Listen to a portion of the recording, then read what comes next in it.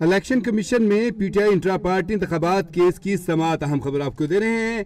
Election commission में तहरीक इंसाफ के intra party इंतखाबात केस की समाअत हुई। आपको बताएं कि पीटीआई तहरीरी जवाब जमा कराएगी। केस की समाअत मुलतवी कर दी गई है। अहम खबर आपको दे रहे हैं। इलेक्शन कमीशन में पीटीआई इंट्रा पार्टी इंतखाबात केस की समाअत हुई। आपको बताएं कि तहरीक इंसाफ तहरीरी जवाब जमा करवाएगी। केस की समाअत मुलतवी कर दी गई है। इलेक्शन कमीशन में पीटीआई इंट्रा पार्टी इंतखाबात केस की समाअत हुई। आपको बताएं कि पीटीआई तहरीरी जवाब जमा कराएगी। केस की समाअत मुलतवी कर दी गई है। चीफ इलेक्शन कमिश्नर की सरबराही में 5 रुकनी कमीशन ने केस की समाअत की है। अहम खबर आपको दे रहे हैं। इलेक्शन कमीशन में पीटीआई इंट्रा पार्टी इंतखाबात केस की समाअत। पीटीआई तहरीरी जवाब जमा करवाएगी।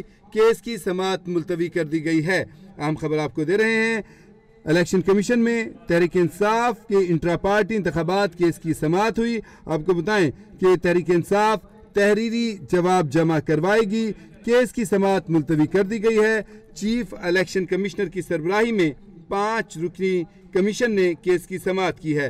आपको बताएं कि chairman PTI barrister Gauhar election commission के रूबरू पेश हुए। बैरिस्टर गौहर ने मौक़िफ़ अपनाया कि हमने 9 मार्च को इंट्रा पार्टी इंतखाबात की तफसीलात जमा कराई थी, हमें एतराज़ात नहीं बताए गए। बैरिस्टर गौहर का कहना था कि एतराज़ात बताए जाएँ तो जवाब जमा करा देंगे। इलेक्शन कमीशन ने एतराज़ात की तफसीलात फराहम करने की हिदायत कर दी है। आम खबर आपको दे रहे हैं। इलेक्शन कमीशन में पीटीआई इंट्रा पार्टी इंतखाबात केस की समाअत हुई। पीटीआई तहरीरी जवाब जमा कराएगी। केस की समाअत मुलतवी कर दी गई है। इलेक्शन कमीशन ने एतराज़ात की तफसीलात भी फराहम करने की हिदायत कर दी है।